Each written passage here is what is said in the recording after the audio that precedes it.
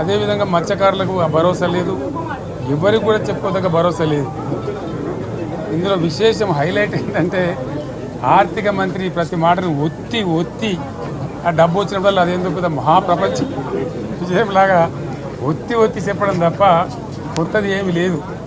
ఒత్తి పలుకులు పలకడం తప్ప కొత్తగా చెప్పింది ఏమీ లేదు. ఏ ఒక కొత్త సంక్షేమ పథకం కానీ ఏది కూడా లేదు.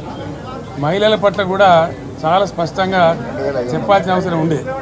కానీ వాళ్ళు మేము 1,00,000 కోట్లు ఇస్తాం అన్ని రుణాలు, ఆ రుణాలు వీలేదో ఇస్తున్నట్టుగా అది ఆల్రెడీ ఉన్న స్కీమే, నథింగ్ న్యూ అబౌట్ ఇట్, ఏమి లేదు.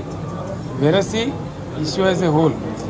దురదృష్టం ఏంటంటే, చాలా బ్యాడ్ లక్ ఏంటంటే, మేము కూడా ప్రభుత్వం ఏర్పడిన తర్వాత కనీసం ఒక 6 మాసాల సమయం వాళ్ళకి ఇవ్వాలని మేము అనుకున్నాం. నేను కూడా శాసనసభకు పెద్దగా రాలేదు. కానీ ఈరోజు బడ్జెట్ చూస్తే ఏ ఒక్క పాలసీ ఫార్ములేషన్ జరగలేదు. రాష్ట్రానికి సంబంధించినటువంటి ఏ ఒక్క విషయంలో కూడా ఈ అర్బక ప్రభుత్వం ఇప్పటి వరకు పాలసీ ఫార్ములేషనే చేసినట్టుగా కనపడతలేదు. వ్యవసాయం ఉంది, మాకు స్పష్టమైన అవగాహన ఉండే ఈ రాష్ట్రంలో వ్యవసాయ స్థిరీకరణ జరగాలని మేము 2 పంటలకు కూడా ఇచ్చినాం రైతు బంధు. వీళ్ళు ఎగ్గొడతామని చెప్తా ఉన్నారు. మేమేదో రైతులకు ఇచ్చిన డబ్బును దాన్ని పాడు చేసినాము, చెడగొట్టినాము, దుర్వినియోగం చేసామన్న పద్ధతిలో దురదృష్టకరమైన వ్యాఖ్యలు చేస్తూ ఉన్నారు. అంటే ఇది పూర్తిగా రైతు శత్రు ప్రభుత్వం అనేది తెలుస్తూ ఉంది.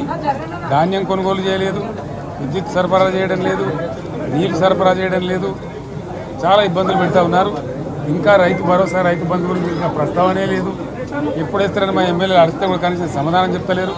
కాబట్టి రైతులను వంచింది ప్రభుత్వం, వృత్తి కార్మికులను వంచింది. ఒక్క పాలసీ, ఇండస్ట్రియల్ పాలసీ ఏమిటి? ఏమి లేదు. బట్టి గ్యాస్ ట్రాష్ పంచరంగ ఈస్మాన్ కలర్ లాగా చెప్పడం తప్ప, స్టోరీ టెల్లింగ్ లాగా ఉన్నది తప్ప బడ్జెట్ చెప్పినట్టు లేదు.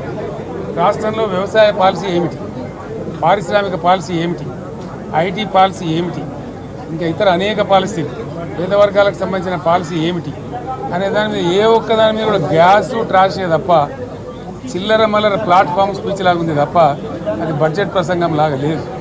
రాజకీయ సభలలో చెప్పినట్టుంది తప్ప ఏ ఒక్క పాలసీని కూడా నిర్దిష్టంగా ఈ పనిని మేము ఎట్లా సాధిస్తాం, మా గోల్స్ ఇవి, మా టార్గెట్స్ ఇవి అనే పద్ధతి కానీ పద్దు కానీ లేదు. ఇది పేదల బడ్జెట్ కాదు, రైతుల బడ్జెట్ కాదు, యువల బడ్జెట్. విశ్లేషణలో మీకు తెలుస్తుంది. భవిష్యత్తులో బ్రహ్మాండంగా మేము దీన్నంతా కూడా చీల్చి చెండాడబోతాం. Thank you.